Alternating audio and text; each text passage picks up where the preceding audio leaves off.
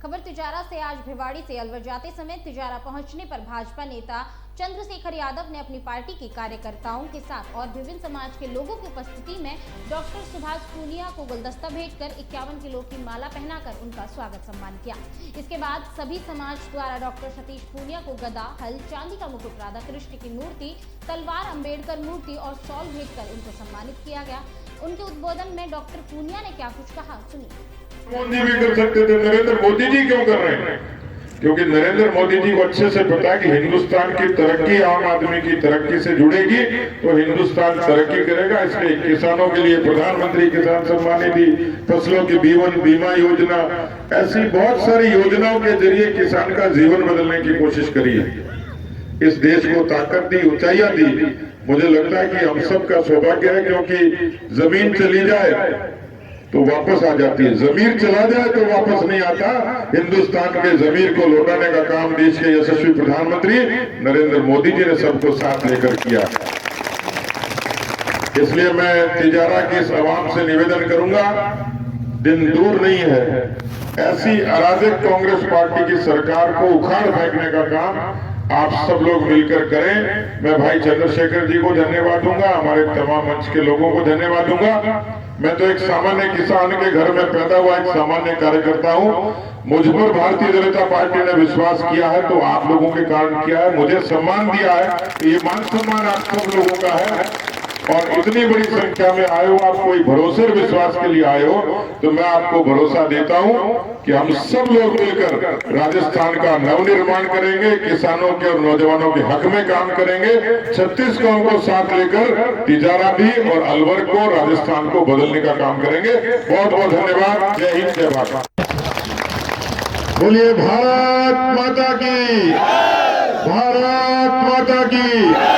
Bharatiya Janata party जिंदाबाद, BJP जिंदाबाद, श्री नरेंद्र मोदी जिंदाबाद, श्री जेपी नड्डा जिंदाबाद, मंच पर बैठे सारे नेता जिंदाबाद, सारे खेती किसानी जिंदाबाद, नौजवान जिंदाबाद। बहुत बहुत धन्यवाद। आज मैं इस मंच पर सबसे पहले स्वर्गीय भैरव सिंह शेखावत जी को श्रद्धांजलि देता हूं, जिन्होंने आधुनिक राजस्थान के निर्माण में 36 कौम को लेकर साथ उन्होंने इस राजस्थान को तरक्की के रास्ते पर लेकर गए। और भैरव सिंह जी के साथ मैं श्रद्धा से स्मरण करूंगा स्वर्गीय जगमाल सिंह जी यादव का, जिन्होंने भैरव सिंह जी की सरकार को समर्थन देकर राजस्थान में पहली गैर कांग्रेसी सरकार बनाने के गठन में बड़ी भूमिका निभाई थी। मैं भाई चंद्रशेखर जी का धन्यवाद दूंगा कि उनके नक्शे कदम पर चलते हुए कांग्रेस के खिलाफ वो आप सब लोगों को लेकर आवाज बुलंद कर रहे हैं। मैं पार्टी का अध्यक्ष जरूर, लेकिन जो बात मैं देखता हूं, महसूस करता हूं, एक आम आदमी की तरह, सामान्य आदमी की तरह, और उस लिहाज से मन में एक तकलीफ भी होती है कि राजस्थान की पूरे दुनिया में गूंज थी कि राजस्थान बहुत शांतिपूर्ण प्रदेश है, लेकिन आज राजस्थान में 8.5 लाख मुकदमे दर्ज हुए हैं, 17 बलात्कार रोज होते हैं, 7 हत्याएं होती हैं। किसी ने नहीं सोचा होगा कि राजस्थान की ऐसी दुर्दशा होगी, और राजस्थान की जनता की इस दुर्दशा का जिम्मेवार कोई है तो कांग्रेस पार्टी और अशोक गहलोत की सरकार है। राजस्थान में दूसरी बड़ी जो मार हुई वो किसानों के साथ हुई। मैं अभी रास्ते में आया तो कोई बिजली की बात कह रहा था, किसी ने कहा कि पाला पड़ गया तो फसलों को नुकसान हो गया। राजस्थान के किसान को कांग्रेस के अंतर्राष्ट्रीय नेता राहुल गांधी ने यह कहा कि मैं आऊंगा और 10 दिन में कर्जा माफ कर दूंगा। अब तिजारा के किसान भाइयों का कर्जा माफ हो गया हो जब तो मेरे को बताना, मुझे कुछ नहीं कहना। लेकिन उस भाई ने ऐसे कहा कि मैं 10 तक गिनती गिनूंगा और पूरा कर्जा माफ हो जाएगा, तो मुझे लगा कि ये कोई तेजा जी भगवान का ही रूप है जो ये काम कर देगा।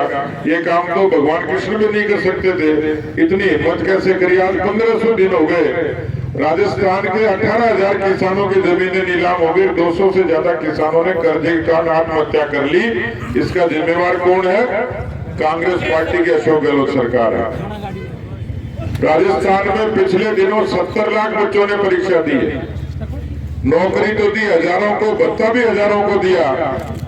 लेकिन केवल नौकरी छोटी मोटी दे दी होगी, पर जो पर्चे लीक हुए, जो खबरें आप सुनते हो, 18 परीक्षाओं के पर्चे लीक हुए, आपके मन पर क्या बीतती होगी जब आपका बच्चा, बेटा, पोता, भाई जब परीक्षा देने जाता होगा और जब स्कूल के बाहर खड़ा होता होगा तो पता लगता है कि पर्चा लीक हो गया। उसका पर्चा लीक नहीं हुआ, उसका भविष्य लीक हो गया, उसका सपना लीक हो गया। और मुझे लगता है कि ऐसी सरकार को लीक करने के देश में नरेंद्र मोदी जी जैसे देश के प्रधानमंत्री हैं, जिन्होंने 36 कौम को साथ लेकर सबका साथ, सबका विकास, सबका विश्वास और सबका प्रयास, बैंक का खाता खोला तो किसी जाति पंथ मजहब का होगा, सबके खुले 45 करोड़ खाते खुले, उज्ज्वला का गैस कनेक्शन मिला तो सबको मिला, मकान मिला तो सबको मिला। इस देश को मजबूती देने का काम, क्योंकि मैं अभी रास्ते में आ रहा था, मामन सिंह जी कह रहे थे कि अब ये हाईवे बन जाएगा, पुलिया बन जाएगा तो अलवर तक जाने में दिक्कत ही नहीं आएगी। तो ये काम तो 40 साल पहले इंदिरा जी भी कर सकती थी, राजीव जी भी कर सकते थे, मनमोहन जी भी कर सकते थे, नरेंद्र मोदी जी क्यों कर रहे हैं? क्योंकि नरेंद्र मोदी जी को अच्छे से पता है कि हिंदुस्तान की तरक्की आम आदमी की तरक्की से जुड़ेगी तो हिंदुस्तान तरक्की करेगा। इसलिए किसानों के लिए प्रधानमंत्री किसान सम्मान निधि, फसलों की बीमा योजना, ऐसी बहुत सारी योजनाओं के जरिए किसान का जीवन बदलने की कोशिश करी है। इस देश को ताकत दी, ऊंचाइयां दी।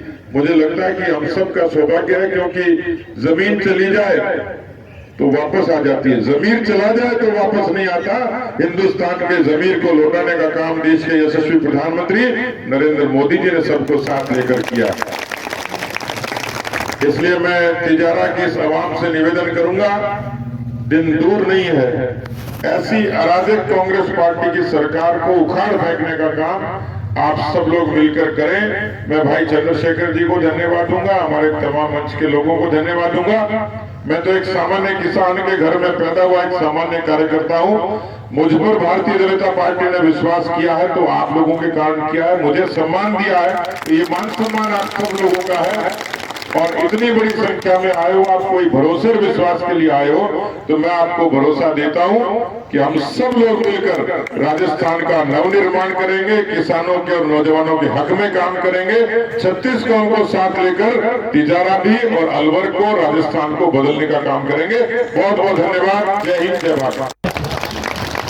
बोलिए भारत माता की, भारत माता की। भारतीय जनता पार्टी जिंदाबाद, बीजेपी जिंदाबाद, श्री नरेंद्र मोदी जिंदाबाद, श्री जेपी नड्डा जिंदाबाद, मंच पर बैठे सारे नेता जिंदाबाद, सारे खेती किसानी जिंदाबाद, नौजवान जिंदाबाद।